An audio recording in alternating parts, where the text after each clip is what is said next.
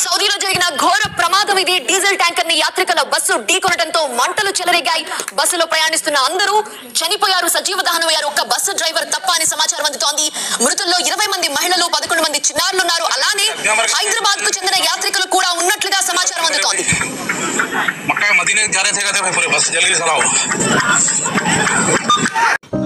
Hi friends, ఈరోజు అయితే సౌదీలో జరిగిన ఫైర్ యాక్సిడెంట్ వల్ల తెలంగాణకు చెందిన మన సోదరి సోదరులు 45 మంది అనేది మరణించడం జరిగింది. ఈ విషయం తెలిసి మన దేశవ్యాప్తంగా చాలా మంది వాళ్ళ యొక్క సంతాపాన్ని తెలియజేయడం జరిగింది. నిజానికి ఇలా జరగడం చాలా బాధాకరమైన విషయం. ఎందుకంటే ఈ మధ్యకాలంలో చాలా యాక్సిడెంట్లు కానీ అనేక రకాలుగా యాక్సిడెంట్ అనేది జరగడం మనం చూస్తూనే ఉన్నాం. నిజంగా ఈ ఫైర్ యాక్సిడెంట్లో ఒకే కుటుంబానికి చెందిన 18 మంది మరణించారండి. ఎంత బాధాకరం. ఒకే కుటుంబానికి ఇంతమంది మరణిస్తే మొత్తము 54 మెంబర్స్ 9th కు హైదరాబాద్ నుంచి జిల్లా ట్రావెల్ చేశారు. దాంట్లో 4 మెంబర్స్ సపరేట్ ఒక కార్లో మదీనాకి వెళ్ళడం జరిగింది. నిన్నే 4 మక్కాలోనే వాళ్ళు ఉండిపోయారు. ఇంకా 46 మంది ఆ బస్సులో ప్రయాణం చేశారు. మదీనాకు ఇంకా దగ్గర ఉన్నప్పుడు 25 కిలోమీటర్స్ దగ్గర ఉన్నప్పుడు ఒక ఆయిల్ ట్యాంకర్తోనే యాక్సిడెంట్ కావడం జరిగింది. దాంట్లో నేను అంతకుముందు చెప్పినట్లు మొహమ్మద్ అబ్దుల్ సుహేబ్ అనేవాడే ఒక సర్వైవర్ ఉన్నారు. ఆమె ఐసీయూలో సౌదీ జర్మన్ హాస్పిటల్లో ఐసీయూలో ట్రీట్మెంట్ జరుగుతుంది. ఇంకా 45 మంది చనిపోయారని చెప్పి మనకు ఇప్పుడే తెలుస్తుంది. వాళ్ళు నిజానికి ఇది ఒక జీర్ణించుకోలేని బాధండి. వాళ్ళు 23వ తేదీ మన హైదరాబాద్కి రావాల్సి ఉండగా ఈ మధ్యలోనే ఇలా జరగడం నిజంగా వారి యొక్క దురదృష్టం అనుకోవాలో లేకపోతే మరేటం కూడా తెలియదండి.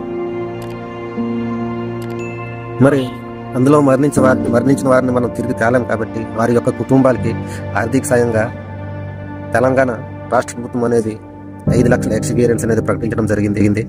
ఇది వారి యొక్క కుటుంబానికి ఎంతో కొంత ఆర్థిక సాయాన్ని ఇస్తుంది. కానీ కూడా స్వీకరిస్తారు. మక్కా యాత్ర ముగించుకొని మదీనా వెళ్లాల్సి ఉంటుంది. ముస్లిం సాంప్రదాయాల ప్రకారం తన జీవితంలో ఒక్కసారైనా మక్కా యాత్రకు వెళ్ళాలనేసి ప్రతి ఒక్కరికి ఈ ఆశలు ఉంటాయి. అందువల్ల చాలా మంది సాధారణంగా ఈ ఉమ్రా యాత్రకి అయితే వెళ్తుంటారు. హజ్ యాత్ర సాధారణంగా వెళ్లే పరిస్థితి ఉండదు. ఎక్కువగా ఏజ్ పైబడిన వాళ్ళే ఇలాంటి ఉమ్రా యాత్రకి వెళ్లే అవకాశాలు కూడా ఎక్కువగా ఉంటాయి. కానీ ఈ ప్రమాదం జరిగిన తర్వాత నిజామాబాద్ చెందిన షుయేబ్ అనే డ్రైవర్ మొత్తం వీడియోని షూట్ చేశారు. ఆల్రెడీ ఆ బస్ లో ఉన్న వాళ్ళంతా హైదరాబాద్ కి చెందిన వాళ్ళనేసి కూడా ఎవరైతే డ్రైవర్ మొత్తం బస్ ప్రమాదంలో ఒక డ్రైవర్ బతికి బయటపడ్డాడు. ఆయన దగ్గర నుంచి సమాచారం తీసుకుని లోకల్ సౌదీ పోలీసులకు సమాచారం ఇచ్చాడు. మరోవైపు హైదరాబాద్ లో ఉన్న కొన్ని ఏజెన్సీలు కూడా అతను సమాచారం అందించాడు. ప్రస్తుతం తెలంగాణ రాష్ట్ర ప్రభుత్వంగా హెల్ప్ లైన్ నెంబర్ కూడా జారీ చేసింది. తెలంగాణ రాష్ట్ర డీజీపీతో కూడా చీఫ్ సెక్రటరీ కూడా అలర్ట్ అయ్యారు. ఆల్రెడీ ఓల్డ్ సిటీతో పాటు హైదరాబాద్ లో ఉమ్రాకు తీసుకెళ్లే ఏజెన్సీలు ఉన్నాయి. వాళ్ళ దగ్గర నుంచి కూడా పూర్తిగా అయితే సమాచారం తీసుకుంటారు. మరోవైపు ఇండియన్ ప్రభుత్వం కూడా దీనిపైన సౌదీ ప్రభుత్వంతో మాట్లాడుతుంది. వాళ్ళు కూడా సమాచారం అయితే స్వీకరిస్తున్నారు. ప్రస్తుతం అయితే నగరంలో ఉన్న అన్ని ఏజెన్సీల వైపు పోలీస్ అధికారులు అయితే డేటా